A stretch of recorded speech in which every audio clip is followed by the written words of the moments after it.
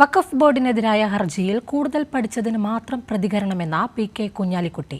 ടാറ്റ ഗ്രൂപ്പിന്റെ 10,000 കോടിയുടെ പദ്ധതിയെപ്പറ്റി അറിയില്ലെന്നും പേഴ്സണൽ സ്റ്റാഫിൽ ഉൾപ്പെടുത്തിയിട്ടില്ലാത്തവരെ മറ്റു പദവികളിൽ പരിഗണിക്കണമെന്നും മുസ്ലിം ലീഗ് നേതാക്കൾ പറഞ്ഞു.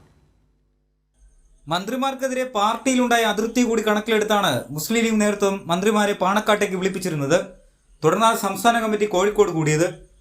വഖഫ് ബോർഡിനെതിരായ ഹർജിയിൽ സംസ്ഥാന സർക്കാരും വകുപ്പ് മന്ത്രിയും പാർട്ടിയുടെ പ്രഖ്യാപിത നയത്തിന് വിരുദ്ധമായി നീങ്ങിയതിൽ മുസ്ലിം ലീഗിലും മുസ്ലിം സംഘടനയിലും എതിർപ്പ് പ്രകടനമാണ്.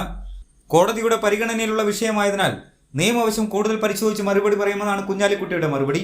അല്ല, വഖഫ് ബോർഡ് സംബന്ധിച്ച് അതിൻ്റെ കോടതിയിലുള്ള ഒരു മാറ്റർ ആയതുകൊണ്ട് അതിനെല്ലാ വശങ്ങളും നോക്കി ഞങ്ങൾ പിന്നീട് പ്രതികരിക്കാം.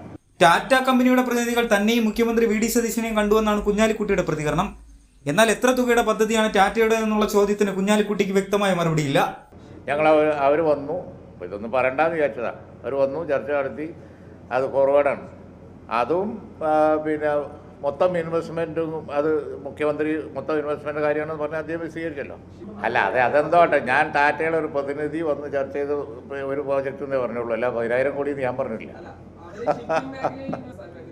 പിന്നെ ഷിപ്പ് എന്തോ അങ്ങനത്തെ ഒരു പ്രോജക്റ്റ് തന്നെയാണ്. മന്ത്രിമാരുടെ പേഴ്സണൽ സ്റ്റാഫിൽ ഉൾപ്പെടുത്താത്ത പ്രവർത്തകരെ മറ്റ് പദവികളിലേക്ക് പരിഗണിക്കുമെന്നാണ് മുസ്ലിം ലീഗ് നേതൃത്വത്തിന്റെ ഇപ്പോഴത്തെ ന്യായീകരണം. കൈരളി ന്യൂസ്, കോഴിക്കോട്.